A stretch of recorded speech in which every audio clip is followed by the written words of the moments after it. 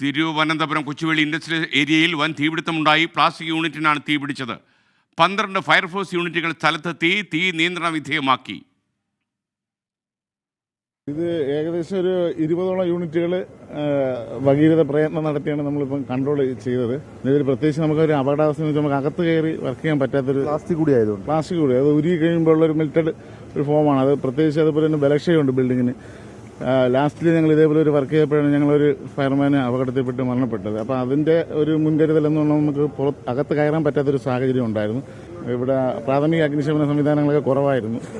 അപ്പോൾ അതുപോലെ തന്നെ ഇവിടുത്തെ ഡംപിങ് രീതിയും ഒക്കെ തന്നെ കാണുമ്പോൾ തന്നെ മനസ്സിലാവുന്നതാണ്.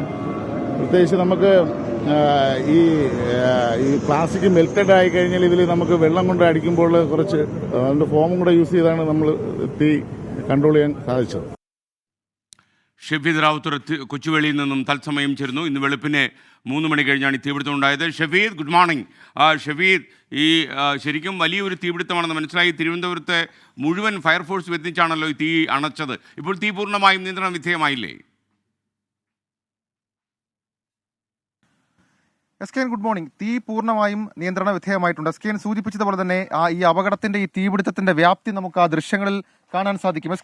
ഈ പവർ പാക്ക് പോളിമേഴ്സ് എന്ന് പറയപ്പെടുന്ന പ്ലാസ്റ്റിക് റീസൈക്കിൾ കമ്പനിയാണിത്. അതായത് കൊച്ചുവേളി ഇൻഡസ്ട്രിയൽ വ്യാവസായിക സ്ഥലത്ത് ഇൻഡസ്ട്രിയൽ എസ്റ്റേറ്റിൽ പ്രവർത്തിക്കുന്ന ഒരു കമ്പനിയായിരുന്നു ഇത്. ഈ കമ്പനിയിലാണ് ഇന്ന് പുലർച്ചെ 3:50 ഈ തീപിടുത്തം ഉണ്ടായത്. തൊട്ടപ്പുറത്തൊക്കെ വലിയ കമ്പനികൾ, ഒരു പേപ്പർ യൂണിറ്റ്, മീറ്ററുകൾക്കപ്പുറത്തേക്ക് ഒരു CNG ഗ്യാസ് പ്ലാന്റ്, അപ്പുറത്തേക്ക് ഒരു ഓക്സിജൻ പ്ലാന്റ്, അങ്ങനെ നിരവധി കാര്യങ്ങൾ പ്രവർത്തിക്കുന്ന ഒരു സ്ഥലത്താണ് ഇത്രയും വലിയൊരു അപകടം ഇന്ന് രാവിലെ 3:50 ഉണ്ടാകുന്നത്. ഈ കമ്പനിയിൽ നിന്നും ഒരു ഗ്ലാസ് പൊട്ടിത്തെറിച്ച് അപ്പുറത്തെ കമ്പനിയുടെ കോമ്പൗണ്ടിലേക്ക് വീണപ്പോഴാണ് ഇത് ആളുകളുടെ ശ്രദ്ധയിൽപ്പെടുന്നതും തുടർന്ന് ആളുകൾ ഫയർഫോഴ്സിനെ അറിയിക്കുകയാണ്. ഇതുവരെ ഏതാണ്ട് 25ലധികം ഫയർഫോഴ്സ് യൂണിറ്റുകൾ, അത് ചാക്കയിൽ നിന്ന്, ഹൗസിംഗ് ബോർഡിൽ നിന്ന്, കോവളത്ത് നിന്നടക്കം നിരവധി 25ഓളം ഫയർഫോഴ്സ് യൂണിറ്റുകൾ തുടർച്ചയായി മണിക്കൂറുകൾ നീണ്ട ശ്രമത്തിനൊടുവിലാണ് ഇപ്പോൾ ഈ തീ നിയന്ത്രണ വിധേയമാക്കിയിട്ടുള്ളത്. ഇത് പൂർണ്ണമായും പ്ലാസ്റ്റിക് ആണ്.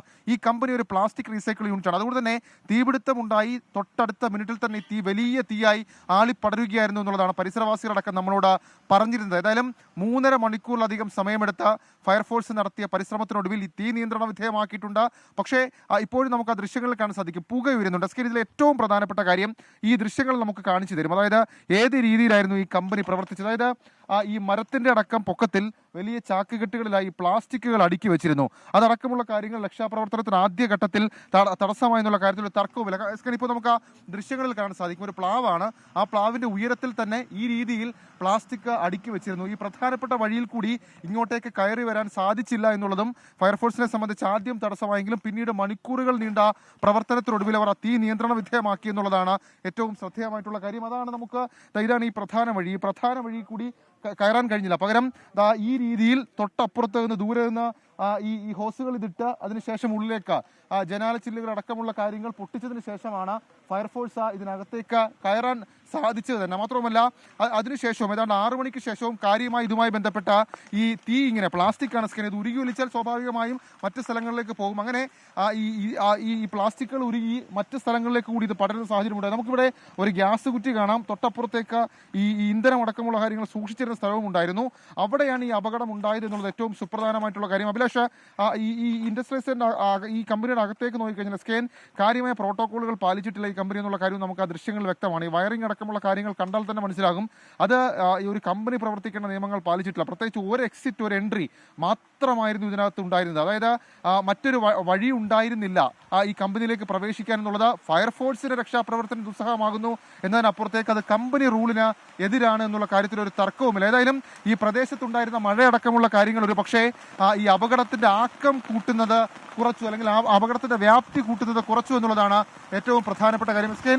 ഇപ്പോഴും ഈ പ്രദേശത്ത് മഴയുണ്ട്. ഈ മഴ ഒരു വിധത്തിൽ സഹായകരമായി തുണച്ചു എന്നുള്ളതാണ് നമുക്ക് മനസ്സിലാക്കാൻ കഴിയുന്നത്. ഏതായാലും ഈ വലിയ തീപിടുത്തം അത് തലനാടിലേക്ക് വലിയ അപകടങ്ങളിലേക്ക് കാര്യങ്ങൾ പോകാതെ രക്ഷപ്പെട്ടു, അല്ലെങ്കിൽ അത് കുറഞ്ഞു എന്നുള്ളതും ഏറ്റവും ശ്രദ്ധേയമായിട്ടുള്ള കാര്യം. നിലവിൽ ഇപ്പോൾ ഒരു ഷോർട്ട് സർക്യൂട്ട് അടക്കമുള്ള കാര്യങ്ങൾ, ഒരു സാധ്യത ഇപ്പോൾ ഫയർഫോഴ്സ് കാണുന്നുണ്ട്. മറ്റ് സാധ്യതകൾ കൂടി തേടിയുള്ള പരിശോധന അത് ഇപ്പോൾ ഫയർഫോഴ്സ് നടത്തും. അത് ഉറപ്പായും നടത്തുമെന്നുള്ളതാണ് ഫയർഫോഴ്സ് യൂണിറ്റ് അധികാരികളടക്കമുള്ള ആളുകൾ ഇതുമായി ബന്ധപ്പെട്ട് പറയുന്ന കാര്യം. ഏതായാലും വലിയ തീപിടുത്തം, ആ തീപിടുത്തം ഇതിന്റെ വ്യാപ്തി കൂട്ടുന്നത് ഈ പ്രദേശത്തിന് ഈ കോമ്പൗണ്ടിനോട് ചേർന്ന് തന്നെ മറ്റ് കമ്പനികളുണ്ട്. അതിൽ ഏറ്റവും പ്രധാനപ്പെട്ട കാര്യം തൊട്ടപ്പുറത്ത് ഒരു പേപ്പർ യൂണിറ്റ് പ്രവർത്തിക്കുന്നുണ്ട്.